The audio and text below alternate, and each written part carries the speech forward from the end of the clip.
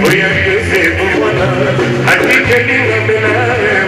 Magalibe kubo, mambo papana roki, minyuna ya visi, mambo papana istata, yaya na chei, mbuni bozolo kana kufafo, katika bamona nake, ondeza kuto kioso.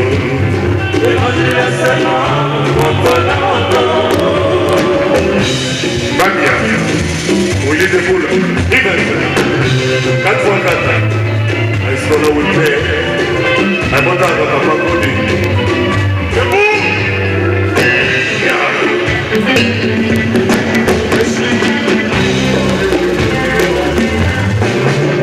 Oh, Papa, oh, Mama, let's go back again. Oh, Takina, come on. Oh, Takina, come on. You know you're my Takina. Oh Yahweh, Papa Jesus, Okela Kina Yahweh, Nageli na Yahweh, Losambara na Yahweh, Sanki Komye Panayo, Laki Sangata na Noto, Okara Koma Pete Bola, Yamabara na Yahweh.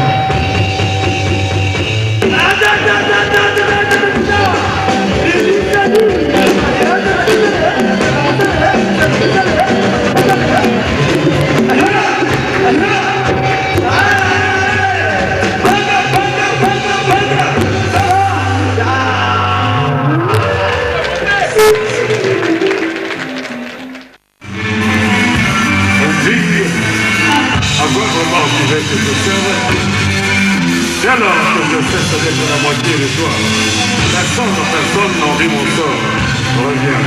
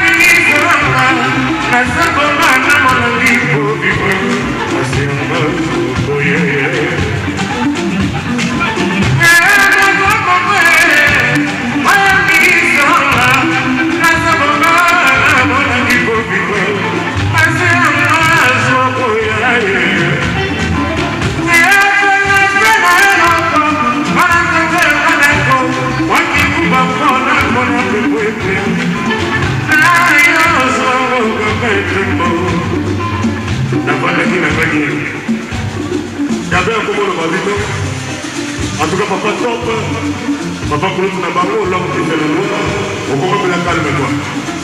Et comment on va avoir une scène, on coupe et on venir à nous. Il y a malheureusement la tantine à l'équipe, on a tout c'est bon, mais dans qui va dire. Attendez, on va y aller, on va y aller. On va y aller, non. Papa pour nous n'avons papa l'homme qui fait le loi, qui dit Josso, mais là qui va dire. On va y aller. Petit n'a pas gardé un peu pour comprendre la sauté. Loris a comprendre que il y a une règle dans la Bible. Pas la canne de ça. Parce que le papa pour nous n'avons pas loche. Bébé lui dit mais viens dans ma quartier. Hein? Papa Christ, on va voir tante le papa avec nous. Allez papa, allez papa. Allez papa, allez papa pour nous n'avons pas. On dit que c'est l'homme qui fait la loi, avant tout, on a mon logo quoi. C'est un autre qui peut se passer. Pourquoi moi, dans l'avion, il y a des variables.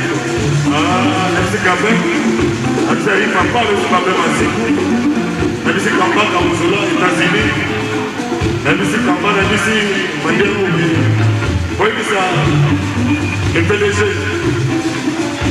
Richard Pakamé, Moïse, toujours le Aliki Yalobini Salameyo, Olobate, Osekate, Olinanate, Pourquoi toujours là, Ego Zwaka Senga, Amour Kutaki Mamoto, encore le Kendo Tikaka,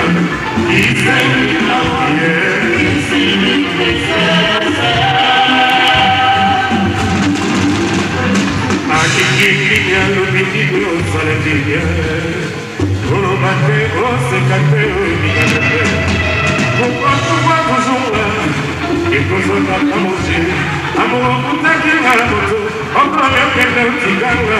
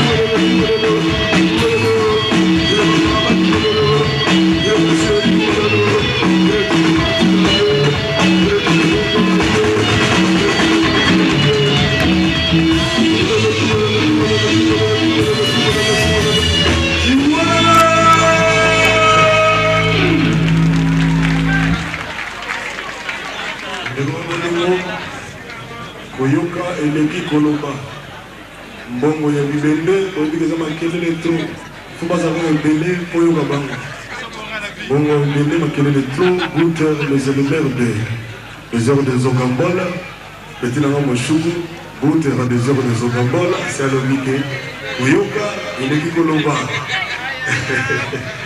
à chaque moment qui donc on va changer lui FIFA l'ignore encore.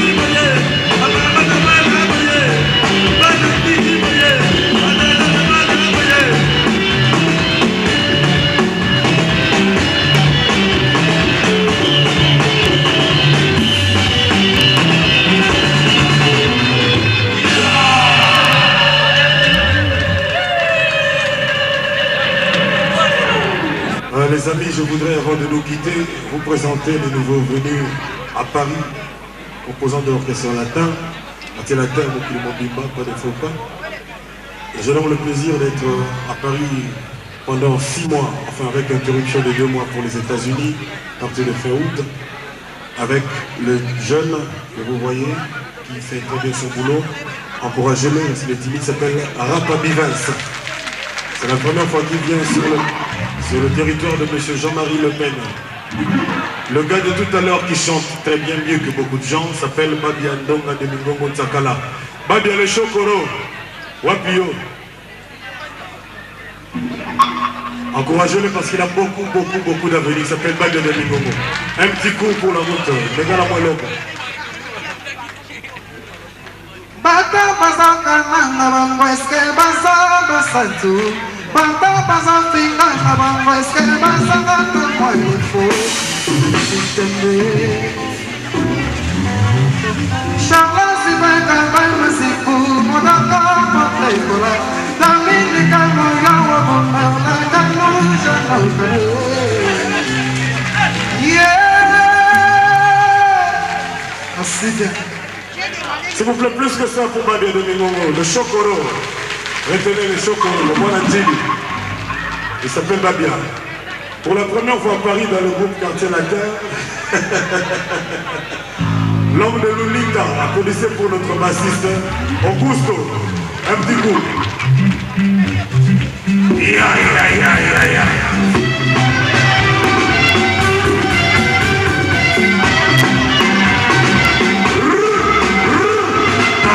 Il s'appelle Augusto, il n'a que 2 enfants et 23 ans. Regardez, le meilleur look du groupe, le meilleur coiffure. Applaudissez notre batteur, Kapangala. S'il y a des amis qui veulent s'occuper de lui, bon. Viens. Willy de Boule. C'est un grand danseur, il chante aussi bien qu'il joue la batterie. Vous allez en faire la preuve.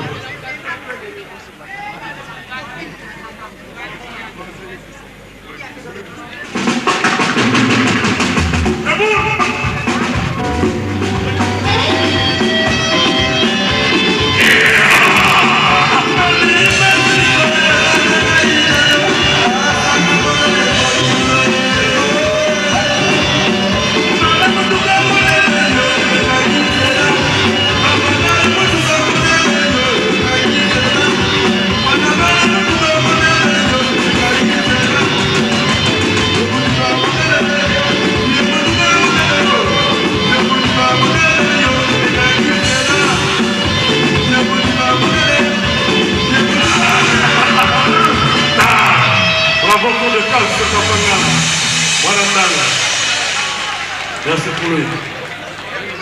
Depuis quelques temps dans le quartier latin aussi, j'ai le plaisir, l'énorme plaisir de vous présenter celle qu'on appelait dans la langue du pays Zawissa, mais que nous avons voulu internationaliser, moderniser, en la baptisant Whitney, du nom de la chanteuse que tout le monde adore.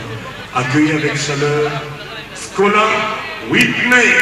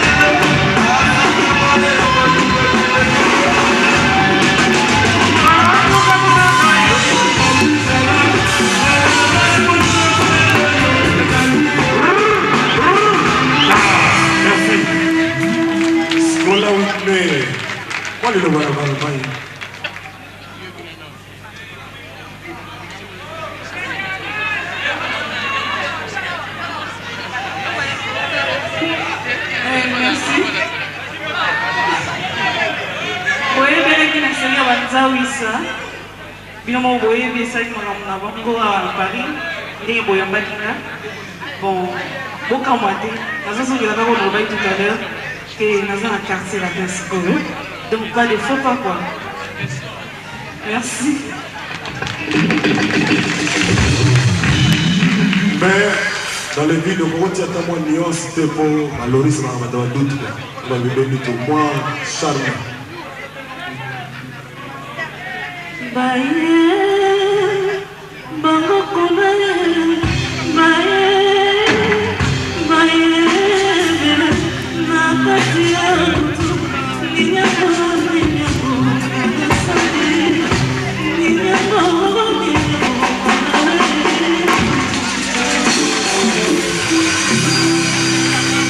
Merci, merci, merci. Applaudissez plus fort que ça, ce qu'on a Whitney. Ça date de quelques jours seulement, non. D'abord, je vais vous présenter la fille qu'on appelle Chauffée Maman. Brûler les mains. Elle est sexy à mourir. Vous avez vu l'accueil qui lui a été réservé par les gens, les amis de Paris, qui ne sont pas forcément les gens de sa famille.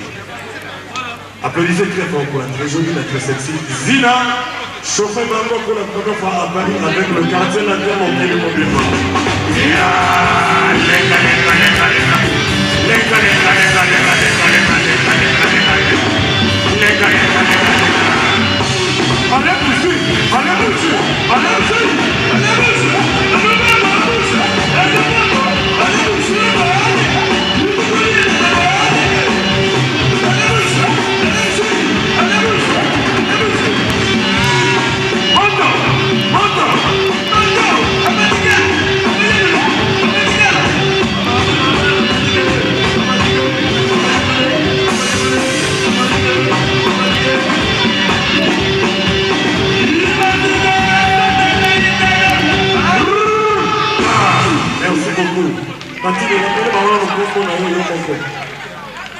Comment la machine a chauffé, on attend mon ayolo. Maintenant, nous sommes allés à ma calcul est changé. On me dit, c'est ma boîte noire, ma pété, ma nuit. Ah, on va le monde dans le palais. Tantino va rester. Est-ce que ma chance dans sa vie plus bon? On est ma rosette, ça va libre. Mais ma forme, on va mon bureau, c'est ma chérie. Est-ce que l'aime est libre? Oh, vous m'avez aperçu la macaca. Aïe, si vous voulez la télé, aïe, non, c'est la vie.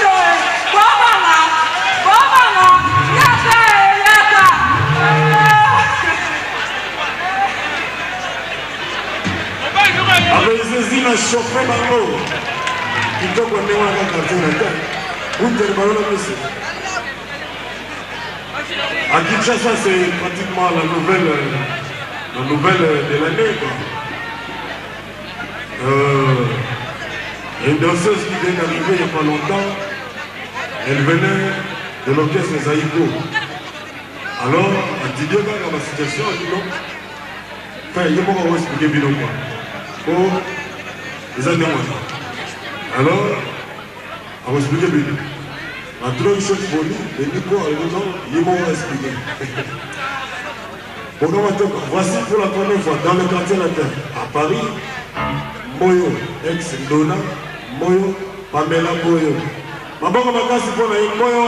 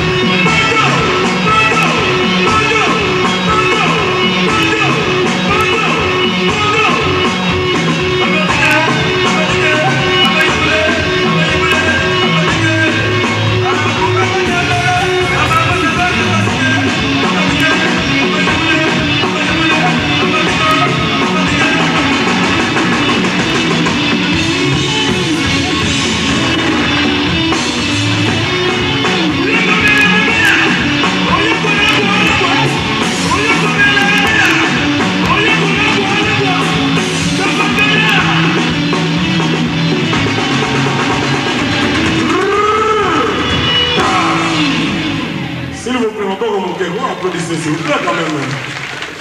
S'il vous plaît, mademoiselle Comment vous vous appelez? Je m'appelle Bolo.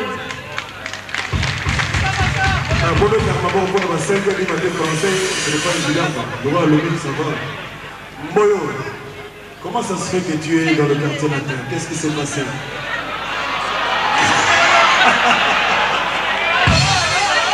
Aujourd'hui, comment on n'avait pas Pamela, donc tu viens là. Bon. Les gars là-bas, ok.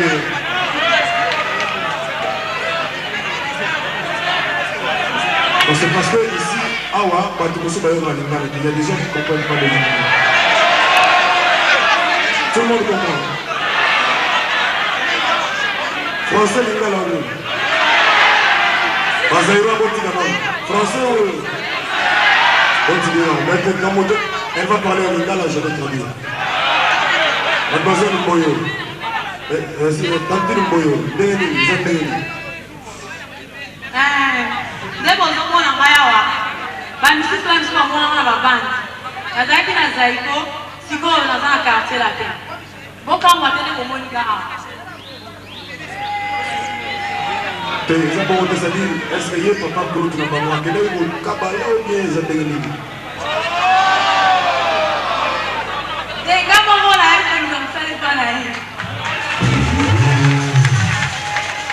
Elle a dit qu'elle était dans l'orchestre Zaiko, on l'a connue là-bas dans les bandes vidéo. Je lui ai demandé si c'est moi qui suis allé la chercher, l'extraire de Zaiko, ce qui était un mauvais acte. Elle a dit que non, c'est elle qui est venue demander du travail chez nous. Applaudissez pour cette franchise. Merci beaucoup. S'il vous plaît. S'il vous plaît. Nazaïko, on s'en a dit pour la bonne. Nazaïko, on s'en a dit pendant combien de temps pour la bonne? Nazaïko, on a sali 4 ans. 5e année dans la on est au quota. C'est bon, il a besoin combien d'années au prescription? Pour la libérer. Elle a dit que dans Zaïko, elle a fait 4 ans, ici c'est pour l'éternité. Applaudissez ça. Merci beaucoup.